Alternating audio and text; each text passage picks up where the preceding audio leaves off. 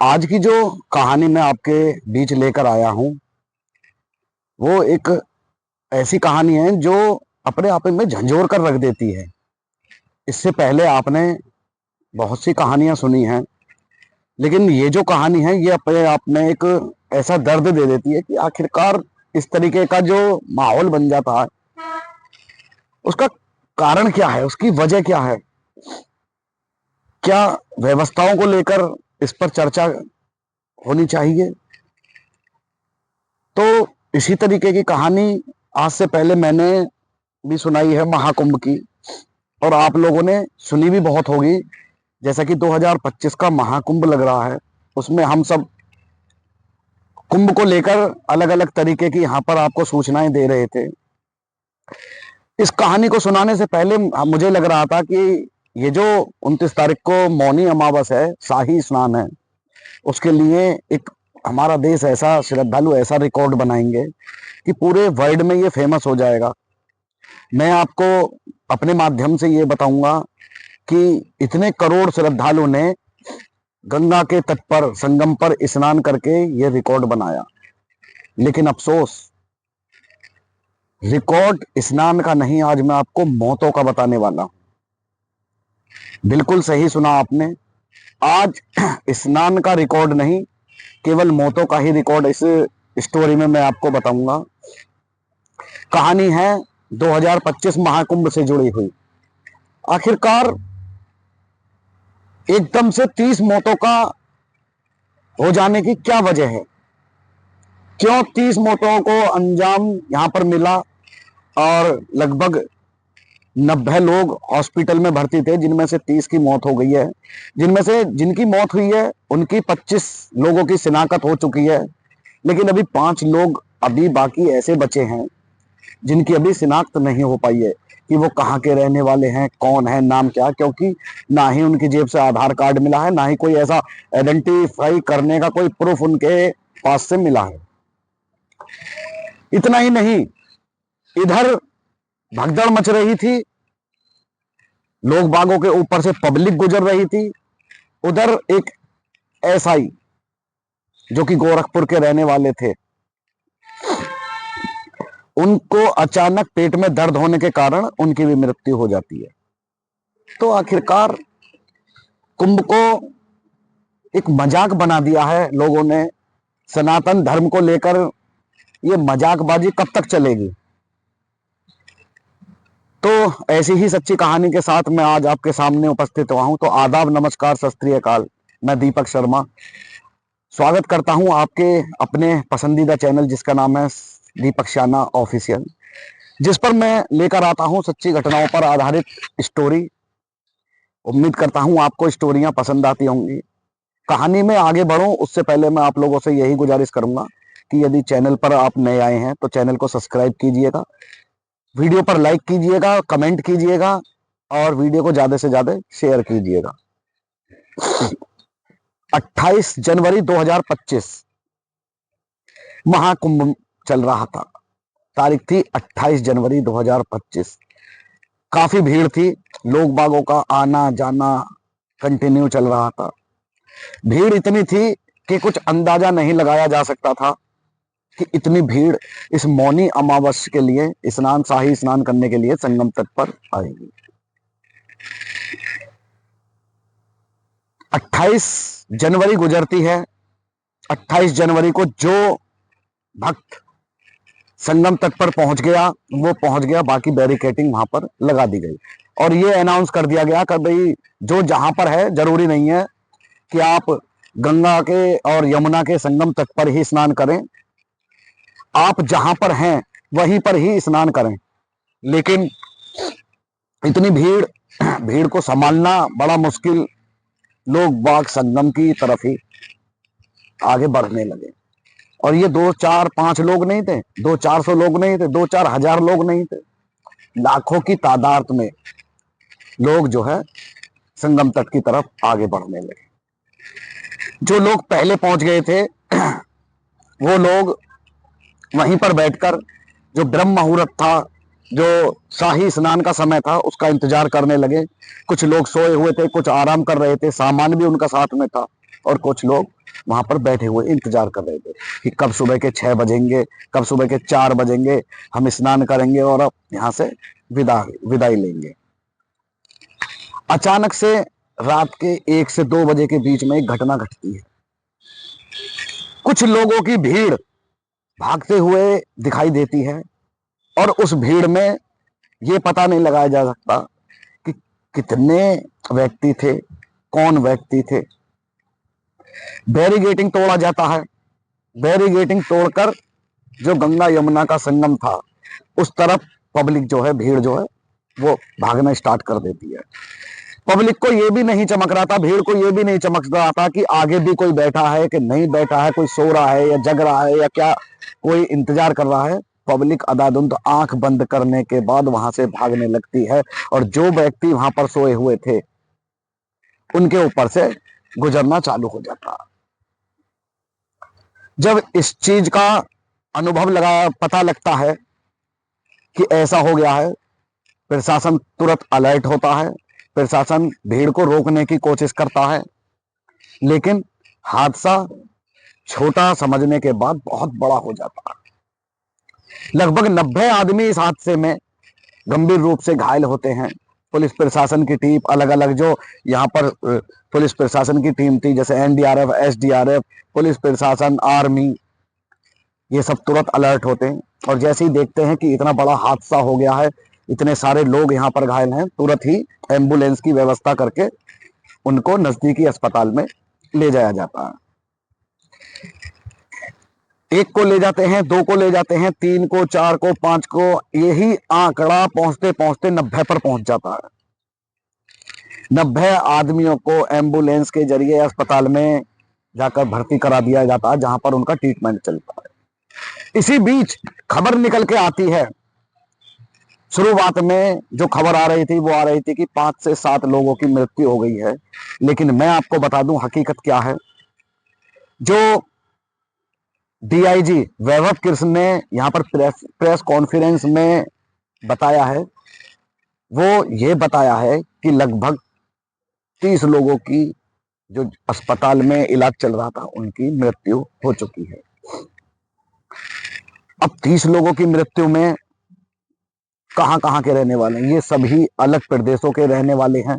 कोई कर्नाटक से है, कोई आसाम से है और 30 लोगों में 25 लोगों की यहाँ पर शिनाख्त हो चुकी थी, जो कि 5 व्यक्ति ऐसे थे जिनकी अभी तक शिनाख्त नहीं हो पाई थी। शिनाख्त जब उन्होंने की थी तो उन 5 लोगों में उनके पास कोई भी ऐसी आइडेंटिफाई प्रूफ नहीं मिला जिससे उनकी शिनाख्त की जाए और शिनाख्त करके जो वो डेड बॉडियां हैं उनको उनके घर वालों को सौंप दी जाए ताकि उनका विधि विधान से यहाँ पर अंतिम संस्कार हो सके। जब यह खबर प्रदेश के मुख्यमंत्री माननीय श्री योगी आदित्यनाथ जी को पता पड़ती है तो उनका कलेजा यहाँ पर फट जाता है और बहुत दर्द महसूस करते हैं, दुख महसूस करते हैं। उनका इंटरव्यू भी यहाँ पर आता है कि यह जो घटना है यह बहुत दुखद है और वो निवेदन करते हैं कि व्यवस्था को बना के रखें, किसी की कोई भी ऐसी बातों के भ्रम ना फैलाएं जिसको लेकर यहाँ पर भगदड़ मचे या कोई भी और किसी तरीके की परेशानियों का सामना करना पड़े। डीआईजी साहब इससे पहले एक अनाउंस करते हैं, जब ये शाहिद स्नान था उनका एक मैंने वीडियो भी यहाँ पर देखा था जो कि सोशल मीडिया पर काफी वायरल हो रहा है। उन्होंने स्नान को लेकर एक यहाँ पर एक अनाउंस कर दिया था कि शाही स्नान शुरू होने में कुछ ही देर बाकी है, आप लोग जो है गंगा के आसपास, संगम के आसपास पहुंचिए और उम्मीद करता हूं महाकुंभ, स्वागत करता हूं आपका महाकुंभ में। इस तरीके की बात डीआईजी साहब वैभव कृष्ण कर रहे थे। हालांकि उन्हें यहाँ पर प्रशासन को जो है यहाँ पर प्रशासन को व्यवस्था बनवाने में लगाना था, लेकिन वो वहां पर बैठकर अनाउंस कर रहे थे।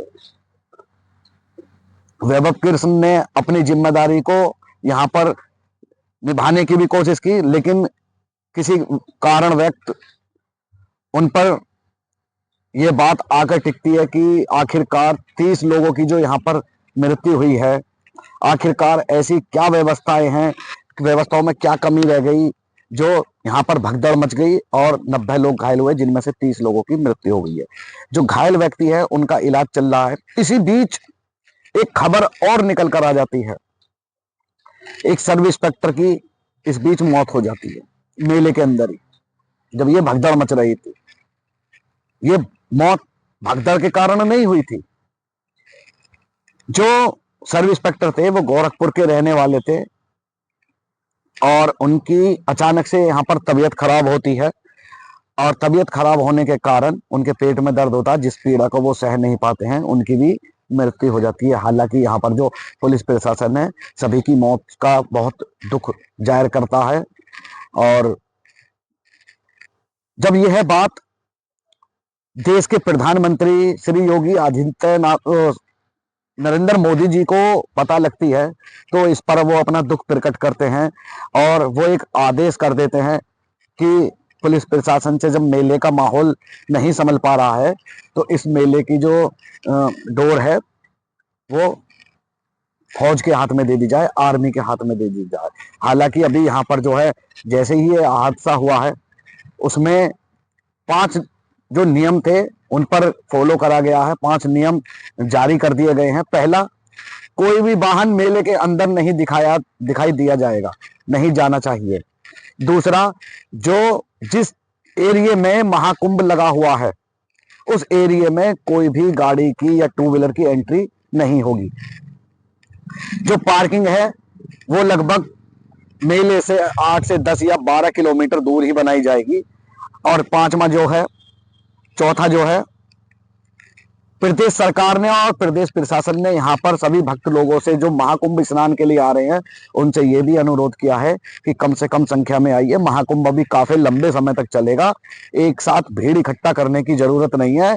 जहां भी भीड़ इकट्ठा होगी, जरा सी भी अफवाह होती है तो वहां पर भगदड़ मच जाती है, जिस कारण यहाँ पर हादसे को अंजाम मिल जाता है। क्या प्रशासन की इसमें कोई लापरवाही थी? प्रशासन पूरे तरीके से अलर्ट नहीं था, जबकि सभी को पता था कि ये मौनी अमावस है, शाही स्नान है, इस पर काफी भीड़ हो जाएगी। तो प्रशासन को यहाँ पर पूरी व्यवस्थाएं रखनी चाहिए थी और पूरा पुख्ता इंतजाम रखना चाहिए था। यहाँ पर मैं थोड़ी सी एक बात कहूंगा जो मेरी अपनी जाति राय है कि जो हमारे यहाँ के श्रद्धालु जा रहे हैं उनसे भी मैं ये निवेदन करना चाहूंगा कि किसी के भी भ्रम में ना आए, भ्रम ना फैलाएं। और यदि आप महाकुंभ में स्नान करने के लिए गए हुए हैं तो व्यवस्था को बना के रखें। देखिए, प्रदेश सरकार और प्रदेश का जो हमारा प्रशासन है वो व्यवस्था में लगा हुआ है। इतनी भीड़ को संभाल पाना काफी बड़ी बात होती है, बहुत मुश्किल होता है, लेकिन फिर भी वो आपको सहयोग कर रहे हैं। तो अब सहयोग की बारी है आप लोगों की। आप लोग इस तरीके का माहौल क्रिएट ना करें कि बिना मतलब ही आप रोल मचाने लगे कि भागो भागो। इस चीज से आप तो भागते हैं, आप तो बच जाते हैं, लेकिन जो आपके पीछे जनता होती है उसके दिमाग में ये नहीं सोच पाती कि आखिरकार हुआ क्या है, क्यों भागने को कह रहे हैं, तो वो भी आपके साथ भागने लगती है, जिस कारण हादसे हो जाते हैं। तो इस तरीके की बात मेले के अंदर ना करें। अब बात आ जाती है अलग अलग अखाड़ों को लेकर। अखाड़े वालों ने भी जब देखा कि शाही स्नान में इतनी भीड़ हो गई है, जो साधु संत थे, नांगा थे, अलग अलग अखाड़े के महामंडलेश्वर थे, उन्होंने भी अपनी जो यात्रा उनकी जा रही थी स्नान करने के लिए, उन्होंने जनता के हित में लेकर अपनी यात्रा को वहां पर रोका और वो भी अपने शिविर में वापस लौट गए। 4 नियम मैंने आपको बताए थे जो प्रदेश सरकार और प्रशासन की तरफ से यहाँ पर बनाए गए हैं, लेकिन लास्ट नियम मैंने आपको नहीं बताया। लास्ट नियम भी आपके सामने रखता हूं। लास्ट नियम ये बनाया गया है हादसे के बाद कि कोई भी वीआईपी जो वीआईपी तरीके से नहाते हैं वो सब रद्द कर दिया गया है। सबको एक ही इस जगह पर जोड़ा गया है। जैसे ही स्नान आम व्यक्ति करेगा, आम श्रद्धालु करेगा, वैसे ही वीआईपीओं का स्नान होगा। इसमें कोई भी वीआईपी शामिल नहीं रहेगा, ना ही कोई वीआईपी एंट्री रहेगी, ना ही किसी का पास मान्य होगा। देखिए, करोड़ों की भीड़ है, करोड़ों लोग स्नान करने के लिए जा रहे हैं। पता नहीं कब कोई ऐसा वहम फैला दे कि आपस में भगदड़ मच जाए और आदमी हादसे का शिकार हो जाए। एक व्यक्ति जिसका कि कोई रिलेटिव था, भाई था या पिता था या बेटा था, वो एक, जब पुलिस वाले उसकी डेड बॉडी ले जा रहे थे तो उसने अपने जो रिलेटिव था उसका हाथ पकड़ा हुआ था, केवल इसीलिए वो ये जानता था कि भगदड़ में मैंने अपना ये सगा संबंधी तो खो दिया है, कहीं ऐसा ना हो मैं इसका हाथ छोड़ूं और मुझको डेड बॉडी भी ना मिले। जब तक उसने उसका हाथ नहीं छोड़ा, जब तक कि उसकी डेड बॉडी सरकारी अस्पताल के मोर्चरी में नहीं पहुंच गई। तो इस तरीके का माहौल क्रिएट ना करें। इससे पहले भी बहुत सारी कुंभ के बारे में न्यूज आई हैं, बहुत से यूट्यूबर थे, बहुत से सोशल मीडिया पे वह काम करने वाले थे, बहुत से ऐसे मीडिया कर्मी थे। मैं ये नहीं कह रहा सभी मीडिया कर्मी, कुछ मीडिया कर्मी अच्छे भी वीडियो शूट कर रहे हैं, यहाँ पर पूरी अच्छी जानकारी दे रहे हैं, लेकिन उनमें कुछ ऐसे भी यूट्यूबर और मीडिया कर्मी हैं जो महाकुंभ को मजाक बनाए बैठे हैं। महाकुंभ सनातनों का बहुत बड़ा पर्व है, जिसे योगी माननीय श्री योगी आदित्यनाथ जी ने इतना बड़ा एक महोत्सव के रूप में प्रकट आपके सामने किया है। उसको, उसकी छवि खराब करने की आप कोशिश मत करो। आप हिंदुत्व हो, हिंदुत्व से हो, हिंदू की रक्षा करो, हिंदुओं की, सनातन धर्म की आपको रक्षा करनी चाहिए। अब ये क्या है, मोनालिसा माला देखने आई तो आपने मोनालिसा की ही वीडियो बनाना, वायरल करना चालू कर दिया। आप कुंभ में, कुंभ को पूरे वर्ल्ड में चर्चित करने गए हो या किसी और को फेमस करने गए हो, उसको इतना परेशान करके रख दिया यार आप लोगों ने कि वो बेचारी माला तक नहीं देख पाई। उसके पिता ने उसको घर जाने के लिए, उसके पिता को मजबूर होना पड़ा। दूसरा, हर्षा आ गई, हर्षा के लेकर ही बवाल। अब इस पर यार मेरी ये बात समझ में नहीं आती कि आखिरकार सनातनियों को हो क्या गया। पर का कबूतर बनाया जा रहा है, पर का कबूतर। अब इस पे क्या कहेंगे आप? अभी भी जागने की जरूरत है हम लोगों को। जागो, सच्चाई का सामना करो, सच्चाई दिखाओ, किसी एक के पीछे मत लगो। महाकुंभ अच्छा चल रहा है और महाकुंभ की जो व्यवस्थाएं थी उस, वो भी सरकार ने जो है अच्छी की हुई थी, लेकिन ये एक समय होता है, अचानक से एकदम हादसा हो जाता है। तो मैं यही गुजारिश करूंगा प्रदेश के मुख्यमंत्री श्री योगी आदित्यनाथ जी से और प्रदेश प्रशासन से कि व्यवस्था में और सुधार करें, ताकि भविष्य में भी इस तरीके की जो घटनाएं हैं उनका सामना ना करना पड़े। और श्रद्धालुओं से ये निवेदन करूंगा कि व्यवस्था को बना के रखें। सरकार व्यवस्था बनाने में लगी हुई है, आपको भी उनका सपोर्ट यहाँ पर करना चाहिए। कोई भी ऐसी बात ना फैलाएं जिससे भगदड़ मचे। स्नान करें, स्नान करने के बाद तुरंत अपने घर वापस आ जाएं, क्योंकि इतनी भीड़ है। इतनी भीड़ में यदि आपके साथ से कोई खो जाता है तो उंगली प्रशासन पे उठनी है। इस बात का आपको ध्यान रखना। इसीलिए आप जा रहे हैं, स्नान करें, तुरंत अपने घर वापस आए। ऐसा नहीं कि आप 10 दिन वहां लेट रहे हैं, 20 दिन वहां लेट रहे हैं। ठीक है, आप स्नान है, आपके मन में आस्था है, आस्था की हम जो है इज्जत करते हैं, कदर करते हैं, लेकिन आस्था को इतना ही रखिए जितना जरूरत है। यानी मेरा कहने का मतलब यह है कि आपकी आस्था है स्नान करने की, स्नान कीजिए, मेला घूमिए और उसके बाद तुरंत अपने घर आ जाइए। और भी लोगों को यहाँ पर मौका मिलना चाहिए। आप भीड़ बना के रखेंगे तो शायद जो बूढ़े बुजुर्ग हैं, दिव्यांग हैं, वो व्यक्ति कहाँ भीड़ में जा पाएंगे यार, है? तो इसीलिए आपसे गुजारिश है, व्यवस्था को बना के रखें और प्रशासन का साथ दें, उत्तर प्रदेश सरकार का साथ दें। माननीय योगी आदित्यनाथ जी को मैंने भावुक होते हुए देखा है, बहुत भावुक थे, उन्हें बहुत बेहद दुख था इस चीज का। ये जो घटना हुई है कुंभ में, और ये जो घटना हुई है, यही ऐसी ही घटनाएं हमारी एक अच्छी सरकार पर सवाल खड़े कर देती हैं। तो आज की वीडियो उम्मीद करता हूं आपको बहुत अच्छी लगी होगी। और इस वीडियो को सुनाने का उद्देश्य किसी की भावनाओं को ठेस पहुंचाना नहीं है, आपको जागरूक करना है। तो सावधान रहें, सुरक्षित रहें, अपना ख्याल रखें, अपनों का ख्याल रखें। मिलता हूं आपसे ऐसी ही एक अगली वीडियो में, तब तक के लिए जय हिंद, जय भारत।